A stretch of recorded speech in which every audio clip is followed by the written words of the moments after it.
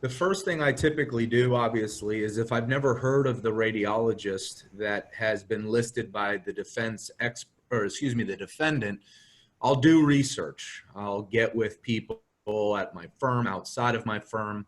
I'll also get an outside company involved to do research regarding the particular expert, because I want to find out as much information as possible on this particular expert that maybe I haven't heard of. Now, it doesn't happen quite often. Usually the defense firms and these insurance companies are using the same experts over and over again. So we're seeing the same experts all the time.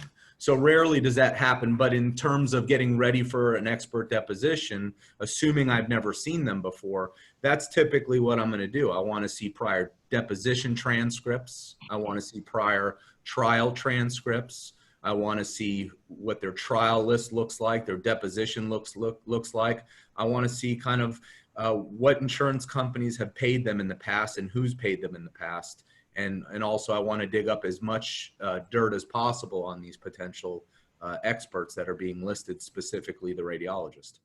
All right, and is one of the companies you use, it's called ZS Information Systems to get back? That's one of them.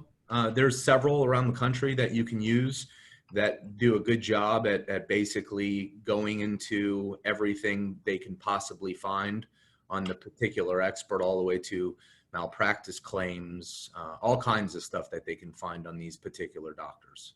Right, if they're resumes, if they're accurate, if they're honest.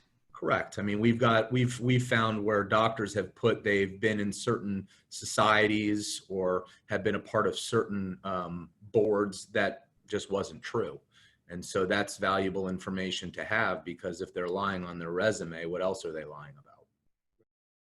So even before you get the report, I mean, what a lot of times radiologists for the defense won't do reports, right? And so you essentially may be going into a deposition blind.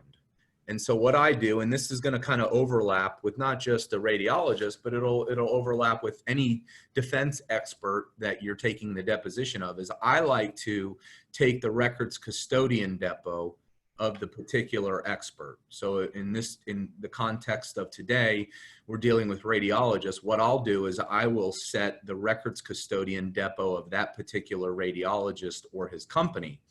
And I'll do the deposition ducis tecum, and I'll make sure that they're bringing a list of things to that deposition, from the CV to their fee schedule to their deposition and trial list to any and all publications and journals and texts that they relied upon in formulating their opinions in this case. Of course, if they've done a report, I'm requesting that in the ducis tecum. I'm also requesting their entire file. Because what I don't want to do is I don't want to go to a deposition of an expert, specifically a radiologist, and find out all of this information during the 2 or 3 hours I have to depose this person, because then it's not a very productive deposition, because I'm now reviewing all this information at the time of the deposition. So I typically like to do a records custodian deposition anywhere from 7 to 10 days before I actually do the discovery deposition. So I have time to get the records, and then I have time to go through them and basically prepare for the deposition itself. What I'd like to show, if it's okay, is I wanted to show an animation that I do in all my cases on the diagnostic studies.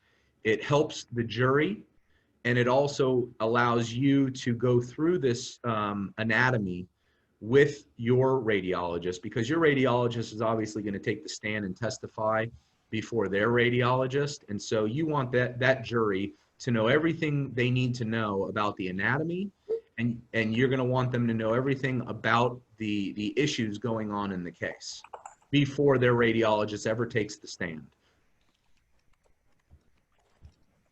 So what I'll do is I'll do the share screen real quick. Give me a second. All right, it's Ryan's first time sharing the screen, so everybody hold tight. All right, so hopefully everybody can see this.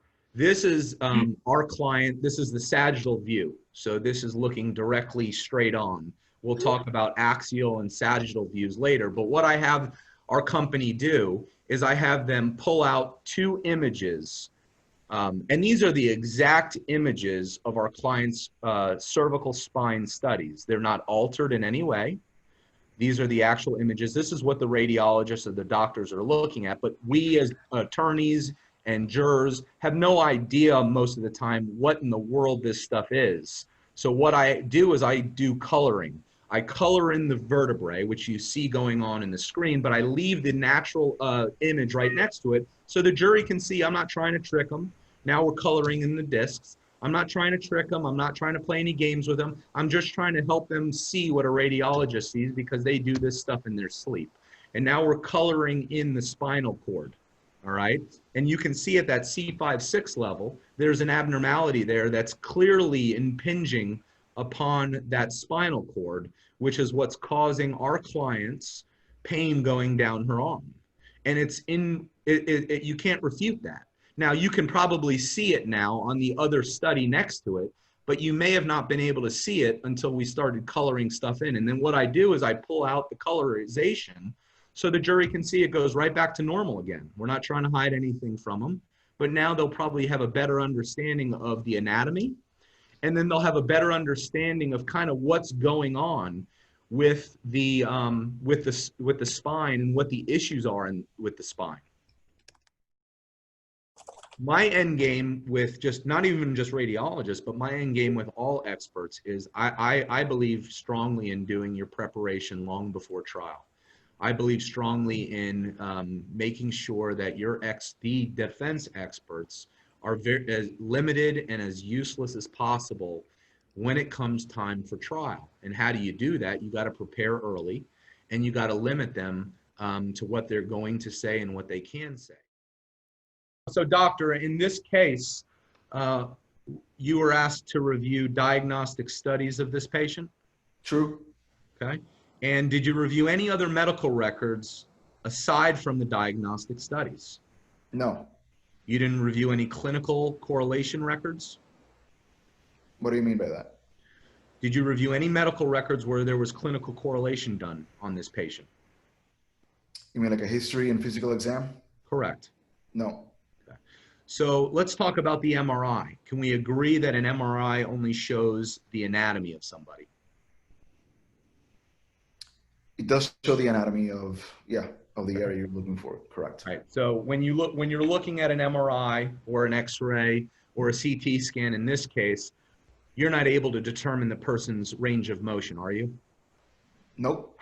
Okay. And in terms of looking at a diagnostic study, like an MRI, an X-ray, or a CT scan, in this case, you're not able to look at those diagnostic studies and determine if that person's in pain, are you? No. Okay. And you're also not able to determine that person's function, correct?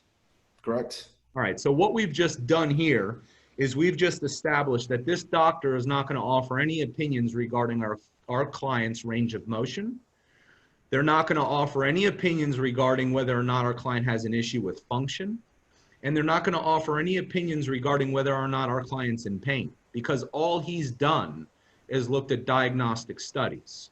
Okay, so there's three things off our checklist right now.